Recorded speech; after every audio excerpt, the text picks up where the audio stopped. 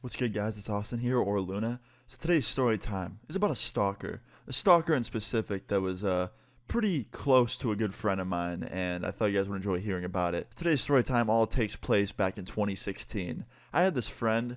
Let's just call this friend Sam, okay? My friend Sam was a very good friend of mine at the time. I had known him for many years, probably since I was like 12 or 13 years old. We weren't that close back then, but as time went on, me and him kind of got to know each other and became more close, and by 2016, we were really good friends.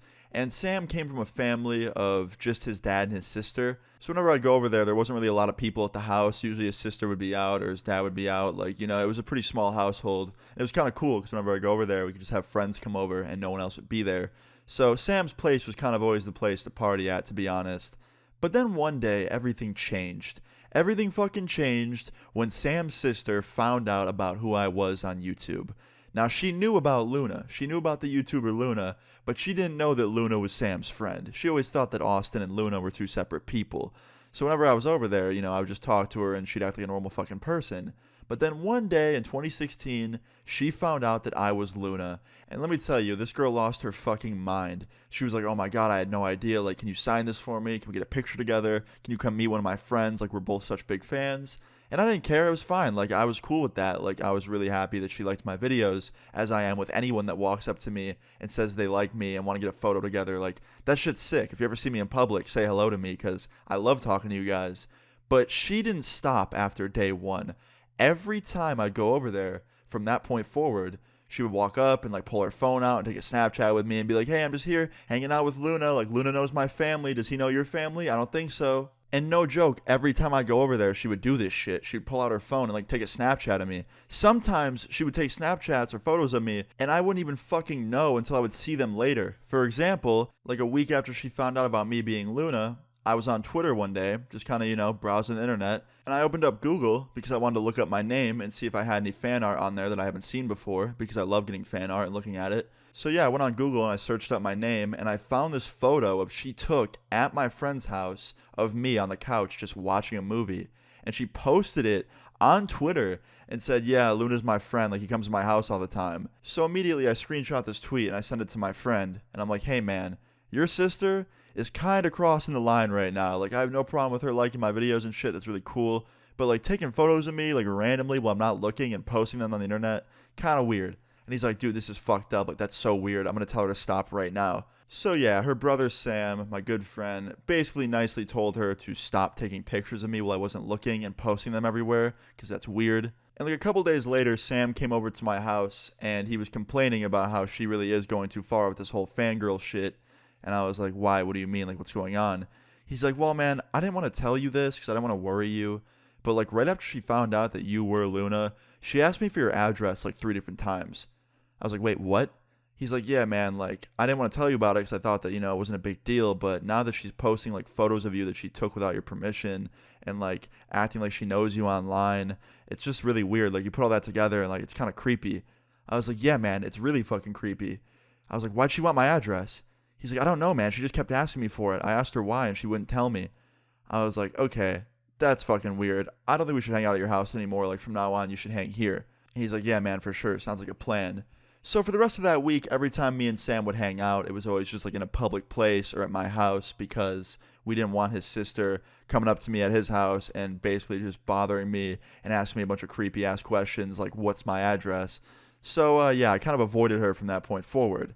And I thought that would be the end of her creepy-ass behavior, but that was just the beginning, okay? So fast forward a couple days later, me and Sam are at my house, and we're just on my computer watching something, and all of a sudden, he gets a text from his dad. And he's like, hey, Sam, I need you to come home. I need help working on this roof. Can you come home and help me work on it? Now, conveniently enough, Sam's car was broken down at this time. It was in the shop for the week. So if Sam wanted to go home and help his dad with his roof, he needed a ride. And his dad just dropped him off at my house only a few hours ago.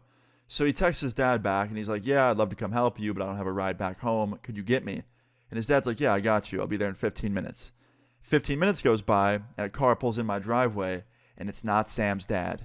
It's his fucking sister. His dad gave her my address and sent her to come pick him up. I had gone so long with her never coming to my house. I don't know how I got so lucky up until that point, but she had never been to my house before. And the one time she finally finds my house is right after I find out that she's a stalker, basically. So she pulls in my driveway and I look out my window and I see her smiling in her front seat, taking photos of my house with her phone. And I was like, dude, your dad sent your fucking sister to come get you, and she's taking pictures of my front yard with her phone. He's like, nah, fuck this. And he walks out the front door and starts yelling at her. He's like, what are you doing? Why are you taking pictures of Austin's house, you fucking weirdo? And she's like, oh, I wasn't. He's like, yeah, you fucking were. And she's like, no, I don't know what you're talking about. And she's literally laughing while she's saying, I don't know what you're talking about.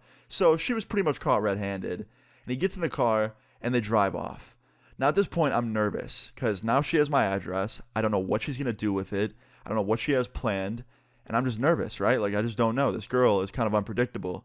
So fast forward a week later, nothing has happened. I'm thinking, okay, maybe this girl isn't as crazy as I thought. I think I'm in the clear.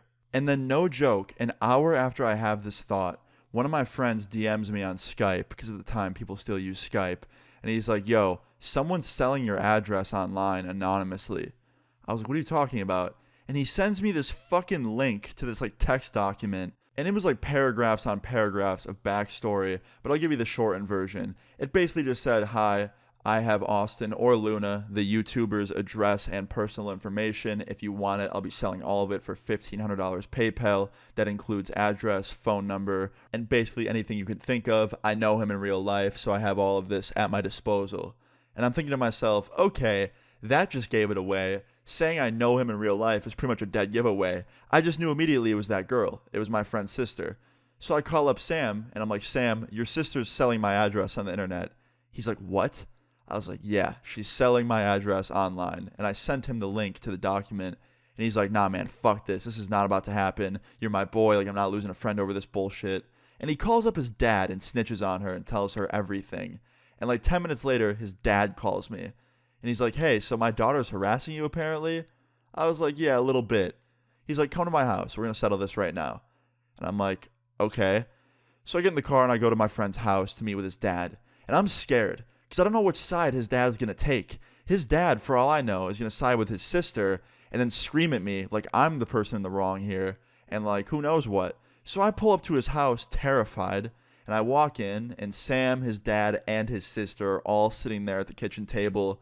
And Sam's dad goes, take a seat, Austin.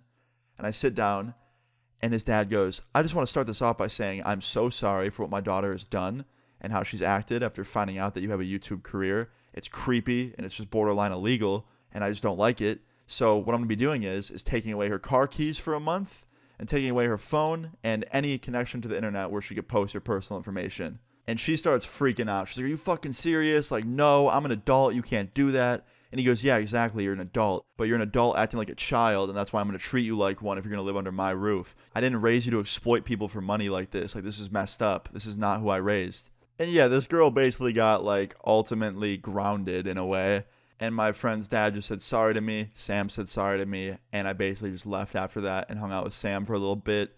And yeah, I mean, I wasn't really too relieved with the outcome of the situation because when someone is that crazy to like sell your information and like stalk you and basically just exploit you for money, that's, you know, usually something you can't just like unteach. And I was pretty worried that she was still going to do it. But as far as I know, she never actually ended up doing it. So I guess her dad taking her phone and shit away was enough reason to not do that to me anymore. So yeah, guys, moral of the story is do not act like she did ever because that's some crazy shit. And yeah, that's pretty much where that ends. So I think out of every stalker type person I've had in my life, she's definitely in the top 3. And it's just so weird and so crazy because she went from being like a good friend of mine, like she was basically my friend because she was Sam's sister, and she treated me completely normal up until she found out I was Luna, and then she treated me like a fucking celebrity, and then she ended up treating me like an enemy. So it was just a whole shit show. So yeah, guys, that's pretty much the end of the story time. I hope you guys enjoyed it. If you did, leave a like on the video. I'd really appreciate it. Feel free to leave your story times in the comments down below, and subscribe if you're new. I'll see you all later. Peace. Like, what's up? They leave me out for the dead, and now they know they're falling.